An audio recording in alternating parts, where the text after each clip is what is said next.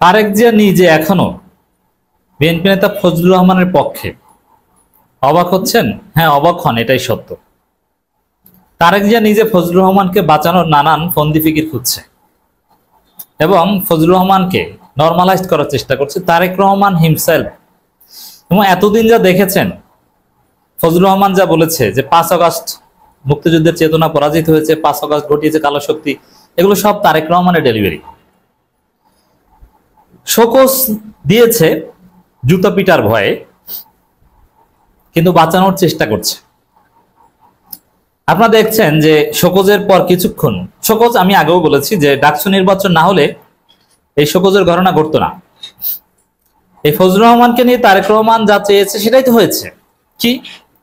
ফজলুর রহমানের মাধ্যমে চেয়েছে যে আওয়ামী লীগের লোকজন বিএনপির পক্ষে থাকুক, আওয়ামী লীগের লোকজন যেন বিএনপিকে ভোট দেয়। আপনারা দেখেন, আমার পরিচিত, কারণ আমার যৌবনকালের বা বিশ্ববিদ্যালয় লাইফের যারা সার্কেল, তারা বেশিরভাগই ছাত্রলীগ। আমার ঘনিষ্ঠ বন্ধু, ছোট ভাই, এরা কেউ ছাত্রলীগের বা ঘনিষ্ঠ বড় ভাই, কেউ ছাত্রলীগ কেন্দ্রীয় সভাপতি হয়েছে, সেক্রেটারি হয়েছে, ঢাকা বিশ্ববিদ্যালয়ের সভাপতি, সেক্রেটারি, অভাব নেই। আর সহসভাপতি, জয়েন্ট সেক্রেটারি, প্রচার সম্পাদক, বিভিন্ন সম্পাদক, এগুলো তো অভাব নাই। তাদের সাথে এখনো যোগাযোগ আছে, কথা হয়, দেখি তো সব আওয়ামী লীগের লোকজন ফজু পাগলার পক্ষে স্লোগান দিচ্ছে। বলছে এক ছাত্রলীগের ঢাকা বিশ্ববিদ্যালয়ের সাবেক নেতা নেত্রকোনা বাড়ি, তিনি লিখছেন যে ফজলুর রহমানের কিছু হলে জ্বলবে আগুন ঘরে ঘরে। এবং গোলাম রব্বানী থেকে শুরু করে আমার কাছের বড় ভাই গোলাম রব্বানী, ছাত্রলীগের সাবেক সেক্রেটারি, এছাড়া আরো ছাত্রলীগের ঢাকা বিশ্ববিদ্যালয়ের সাবেক সভাপতি, অনেকেই দেখলাম যে ফজলুর রহমানের পক্ষে নানান যুক্তি দিচ্ছে, তার পক্ষে হুঙ্কার গর্জন দিচ্ছে যে ফজলুর রহমানের কিছু হলে জ্বলবে আগুন ঘরে ঘরে। তারেক রহমান তো এটাই চেয়েছে যে আওয়ামী লীগের লোকজন বিএনপি নেতার পক্ষে থাকুক, হয়েছে। আওয়ামী লীগের সবাই ফজলুর রহমানের পক্ষে ঝাঁপিয়ে পড়েছে, এটা তো অনিবার্য।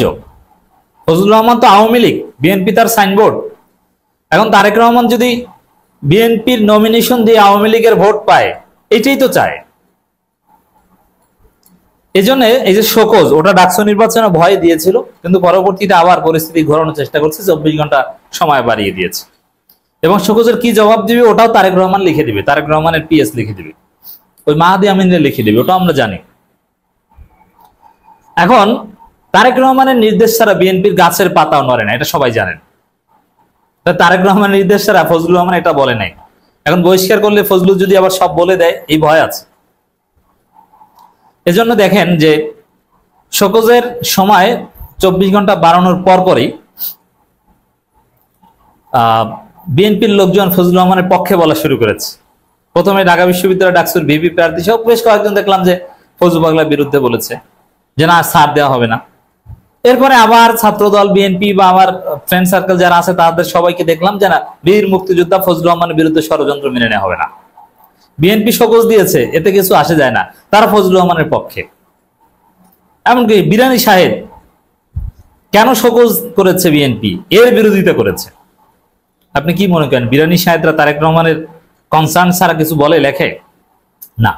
এবং তারেক রহমান একদিকে শোকজ দিয়ে দিয়েছেন, আর একদিকে নেতাকর্মীদের বলে দিয়েছেন যে তোমরা এখন ফজলুর রহমানের পক্ষে দাঁড়াও, যুক্তি খুঁজো। তারই অংশ হিসাবে ফজলুর রহমানের নামে অপপ্রচার কিশোরগঞ্জে বিএনপির নেতাকর্মীদের বিক্ষোভ। আচ্ছা, কিশোরগঞ্জে বিএনপি নেতাকর্মীরা তারেক রহমানের নির্দেশে রুহুল কবির রিজভী স্বাক্ষরিত বিবৃতিতে বা চিঠিতে শোকজ করা হয়েছে, সে তারেক রহমানের নির্দেশ উপেক্ষা করে সম্মান না দেখিয়ে কিশোরগঞ্জ বিএনপি বিক্ষোভ করবে, এই সাহস বিএনপির কারো আছে? কখনো না।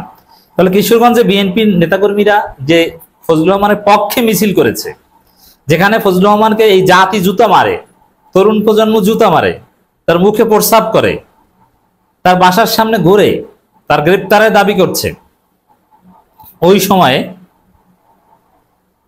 কিশোরগঞ্জে বিএনপির লোকজন ফজলুর রহমানের পক্ষে বিক্ষোভ করেন, এই সাহস তারেক রহমানের নির্দেশ ছাড়া কিশোরগঞ্জ বিএনপির কখনো নেই। তাহলে দর্শক কি দাঁড়ালো? তারেক রহমানের নির্দেশে বিএনপির লোকজন শোকজের পর আবার ফজলুর রহমানের পক্ষে বলা শুরু করেছে, তারেক রহমানের নির্দেশেই কিশোরগঞ্জ বিএনপি তার পক্ষে মিছিল করেছে, তাকে বাঁচানোর চেষ্টা করছে। এটা হচ্ছে তারেক রহমান ধান্দাবাজি রাজনীতি।